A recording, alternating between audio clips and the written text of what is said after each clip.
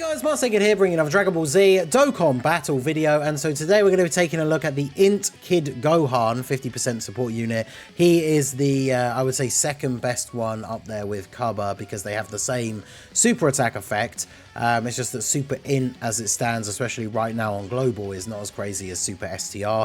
It's probably one of the only reasons why there is a distinction between the two, really. I guess CABBA has a slightly better link set as well, being a Super Saiyan. This guy has links like Gaze of Respect, which obviously is not super common. It's kind of just a younger Gohan's and then like Piccolo's link, right? And then he does also have Berserker, which is kind of awkward. So his link set's not the craziest. Mine has two dupes. Of course, like all the other ones, he has no crit in the hidden potential, other than any that they would have if they're Tech or STR, because they build up crit chance by getting same type orbs. Because he has the really good super attack effect, I did go for full additional for him, so he's at 24, and then has 12 in dodge, because of course, like all the other supports, he's got the 10% for int types and 3 key, as well as then extra 50% for super int types. He changes orbs to int, and the most important thing, of course, is the thing at the bottom, right? We have 2 or more superclass allies, so we can get the orb change turn, and then we have 3 or more int type allies other than him, so he has guard for the first 4 turns. And yeah, his super attack effect, the same as CABBA, supreme damage to the enemy and raise attack and defense by 50% for 9 turns. So this is what enables him to be able to get up to some pretty crazy numbers. So we can get 10 orbs here, 7 of which are int. So we're able to get a 70% crit chance. We have 461k defense here, and then we'll do this. I'm running him on the superhero slash hybrid Saiyans team with Gohan, one of his 200% leaders. I brought this guy on the team because, of course, he's going to get an EZA during the anniversary and becomes, like, practically, by all accounts, like, the second best unit in the game. Like, people were even comparing him to Beast Gohan, which is kind of crazy.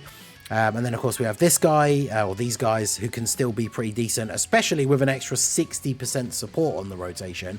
And then this Gohan, he, of course, gives support to Bond of Master and Disciple, so he can be very useful on the team for Gohan as well, if we end up getting them on the same rotation together. So, starting out here, 5.85. We see similar sort of numbers from these guys, which is not surprising, right?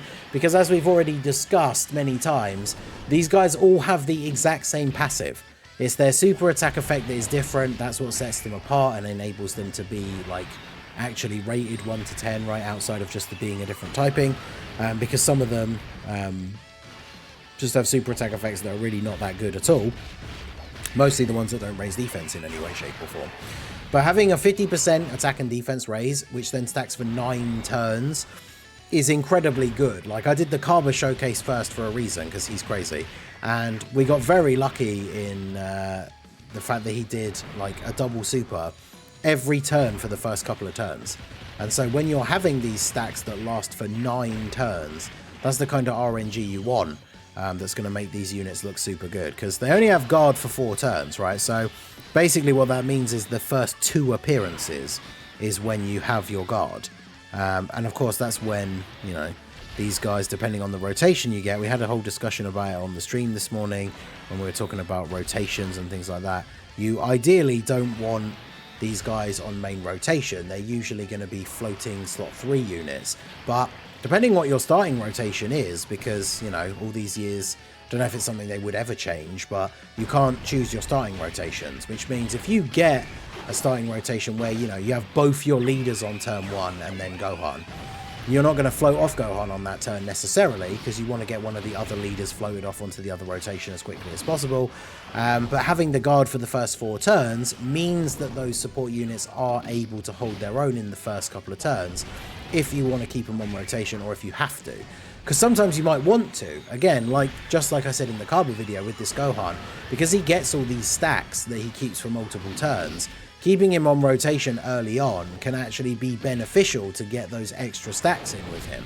Whereas units like the Rildo and the Cell, who just greatly raise defense for 1 turn, then it doesn't really matter whether they're, you know, getting an extra turn or 2 or not, right? So we have the damage defense support from Gamma 1. I forget it's Gamma 2 that has the Innocence and not Gamma 1, otherwise that would have been another link they share. A real downside to these units, I will say, is that the a lot of them suffer from this same issue where their links are not the best. Like, there are some units that you would definitely want to run this Gohan around, who he's just not going to share a ton of links with, right? So we're 162k start of turn on the second turn. If we go ahead and do this, so this is 7 non-int orbs. That still puts him up to 466. And then we can grab these and grab these. So we can still get a decent buff here from non-same type orbs. The one thing you do miss out on, which of course comes back to talking about like what we did for his hidden potential, is that you don't get any crit chance if you're picking up non-type orbs. So for Gohan, of course, that means int. If you're picking up no int orbs, then he does not get any crit chance, which of course, because mine has 0 crit in the hidden potential, that means he's not going to crit at all, right? He has a 0% chance to crit. So that's unfortunate, but in the long run, you have to remember as well, of course, these units are on the team to be supports. They're not there to do crazy damage. So if they're not critting, it's not the end of the world. Like, the reason why this Gohan, CABBA, any of the ones that raise defense, the reason why you're giving them additionals in the hidden potential is not so that they can then do additional supers to do more damage. It's so they can do additional supers so that you can get extra stacks for them, which is what you want, right? So, we haven't got a great rotation here, unfortunately, because I was hoping we could save for a decent orb change for Gohan, but I guess we could do this, and then we probably do want to get a super with Vegeta at least, so let's go ahead and do that. Now, of course, Super Int, especially bearing in mind the superheroes team, or this team specifically, right? Not superheroes in general, because the Kid Gohan isn't on superheroes. But when it comes to the anniversary, this team does get a pretty significant buff with the release of the LR Gammas, who are a very good Super Int unit that provide a decent amount of support as well. So these guys being on the same team could be very beneficial if they end up on the same rotation together. The Gammas, especially post their standby and everything, they are a very, very good unit, very good defensively, can put out big damage as well. So then you imagine you have them like slot 1, maybe Gamma 1 in slot 2, and then you have Gohan floating in on slot 3, giving the LR Gammas an extra 60% attack and defense. And then they're able to do crazy damage on that kind of rotation, right, with their best link partner. And in those kind of situations, that's where these supports come in really handy, is it doesn't matter that Gamma 1 is an int, so he's not getting any support. I mean, he's already being supported by the LR Gammas and all the links and everything anyway, so he's in a good spot regardless. But Gohan providing that buff to some of the big hitters on the team, like, you need to run a couple of the typing allies so that you can get that guard for the first 4 turns, because I do think that is very important. But other than that, it's not like you're having to run like full int teams. You only really want a couple of your real big hitters getting that support, and that's when they're going to start to look really good. So it really does suck for Gohan's links. I mean, the fact that he shares no links with future Gohan, who's just a different version of himself, and they don't share any links, is actually crazy to me. In fact, let me get up there. Let's get up the link partner thing here for Gohan mid-run here. I'm curious. So his best link partners, if we take a look at the list here, funnily enough, are the Dark Mask King and the Black Mask Saiyan, but they can't really be run together, and neither of them are super int. The GT trio, the LR, the Goku, Trunks, and Pan, they share 4 links, and he would be supporting them. Super Saiyan 4 Gohan, funnily enough, they share 4 links. There is a world tournament in Kid Gohan, in like the Saiyan armor, where he has like the longer hair. He doesn't have an EZA yet though, so he's not really a unit that is kind of runnable at the moment. So yeah, link partners, especially when it comes to Super Int, not so great. 3 links he shares with like Triku, which, I mean, you know. So yeah, I mean, he does share 3 links with the base Gotenks that has of course just got an EZA on JP.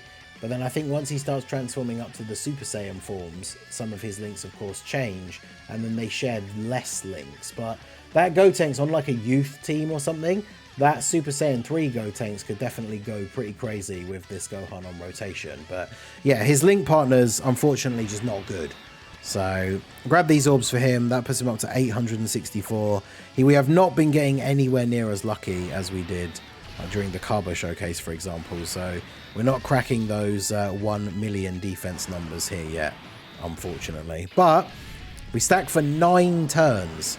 So we're still keeping these stacks going. We have not gotten a single additional though, which is always a shame. When you build your units fully towards one particular hidden potential ability, like he has, what was it, 20, was it 22 or 23 or even 24?